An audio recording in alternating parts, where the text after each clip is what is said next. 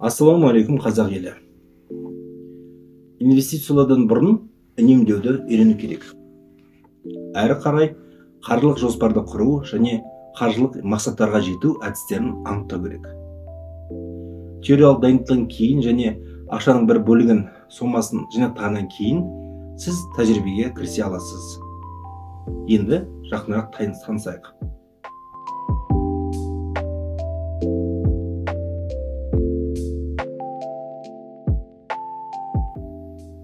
Бірінші қадам: ақшаны үнемдеуді үйрену.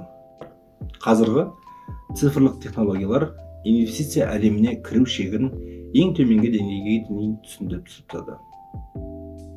Сондықтан алғашқы тәуелсіз инвестицияларды жасауға кейінге қалдырудың ешқандай қажеттілігі жоқ. Егер сіз несиелеріңіз болмаса, ақшаның төтенше резерві бар болса, яғни подушка безопасности, онда сіз кез келген уақытта және кез келген сомадан бастап өзіңізді инвестициялауды бастай аласыз. Ал тұтыну несиелері бар болса, инвестиция жасау неге тиімсіз? Себебі сіз инвестиция арқылы жылына 15-20%, мүмкін одан да көбірек қосымша табыс таба алатын болсаңыз, ал несиенің пайыздық мөлшерлемесі әдетте одан 2 есе 3 есеге дейін көп болуы мүмкін. Сол үшін бірінші кезекте несиелерді жабуға тырысу керек. Ең қауіпті нұсқа инвестиция үшін несие алу. Ешқашан инвестиция жасау үшін несие алуға болмайды. Ал несиелер бар болған кезде инвестицияның ең сенімді түрі, ол тиімді түрі, қарызды тез арада өтеу болады. Барлық бос ақшаңызды инвестициялау деген жаман идея. Табыс алатыныңызға кепілдік сізге ешкім бермейді. Сонымен қатар, кенеттен үлкен бір шығындарға, мысалға ауырған кезде ем алуға қажет болатын кезде, инвестициялық активтерді сату тиімсіз болып қалуы мүмкін. Сіз ақша жоғалтуыңыз мүмкін. Әдетте жеке резервтік қордың, жаңа подушка безопасности деп жатқанымыз, соның болуы міндетті түрде ұсынылады. Ол жерде 3-4 айдағы, мүмкін 6 айдағы табысыңыздың сомасы болу керек. Яғни сіз айына 200 мың теңге жалақы алатын болсаңыз, соның жоқ дегенде 600 мың, 800 мың теңгедей сіздің резервтік қорда тұру керек. Қауіпсіздік жастық кез келген оқыс жағдайдан сізді қорғай алатындай болу керек. Мысалға, жаңа айтқандай ауырып қалсаңыз, жұмыстан босап қалсаңыз, болмаса жалақсыз ұзақ мерзімде бір демалыс алып жатсаңыз, без содержания деп айтамыз ғой, резервтік қордағы сақтау үшін ең жақсы нұсқа мерзіміне бұрын алу мүмкіндігі бар депозиттік, банктік депозит. Жеке қаржы сарапшылары бір алтын ережені тұжырымдады. Ол 50-30-20. Табыстың жарты бөлігін тұрақты шығындарға кету керек. 30%-ға дейін демалыстарға және күтпеген шығындар үшін ғана. Ал қалған 20%-ын үнемдеңіз, немесе инвестициялаңыз.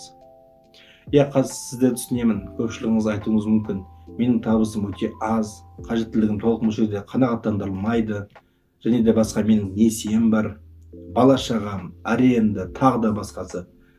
Тағы да ескертемін. Несиеңіз бар болса, ол несиені толықтай жаппай инвестиция бастау дұрыс шешім емес. Ал менің артық ақшам жоқ, үнемдеуді мүмкін емес деп айтатын болсаңыз, демек сіз шын ниетпен, шын көңілмен өміріңізді өзгертуге тырыспайсыз. Бұны жөндеуге бірге тырысып көрейік. Сіз жалақы немесе басқа да бір табыс алдыңыз делік.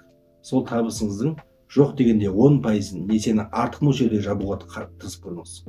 Қаржы жоқ болса, ол ақшаны депозитке салыңыз немесе инвестициялаңыз. Бұл жерде ең басты ереже сол 10%-ды өзіңізге бөліп алыңыз. Ең бірінші кезекте. Кейін қалдырам деген ол бос сөз. Артылмайды. Оған 100% кеңілдік беремін. Басқалар қалай үнемдейді дейтін болсаңыз, осы сіздің сұрағыңызға жауап. Олар міндетті түрде бірінші өзінің болашағына 10%-ын алып қояды. 10% деген ол ең кем мөлшері. Мүмкіндік болса 20%-ын, 30%-ын алып қойыңыз. Сіз ең мықты финансистер қатарынан жатасыз онда. Ал қалған ақшаны өмір сүруге үйреніңіз. Сол кезде ғана тәртіп, дисциплина пайда болады. Өзіңіз ойланып көріңізші. Мысалы, жалақыңыз 100 000 теңге болса, соның 10 000 теңгесін сіз керек емес заттарға жұмсап тастайсыз. Ол шындық. Одан да сол ақшаны өз болашағыңызға арнаңыз. Видео ұнаса лайк басып, подписка жасап, қоңырауды басуды сұраймын. Себебі солай қазақша контенттің көбеюіне және өз отандастарымызға финанстық сауаттылықты дәріптеуге мүмкіндік пайда болады.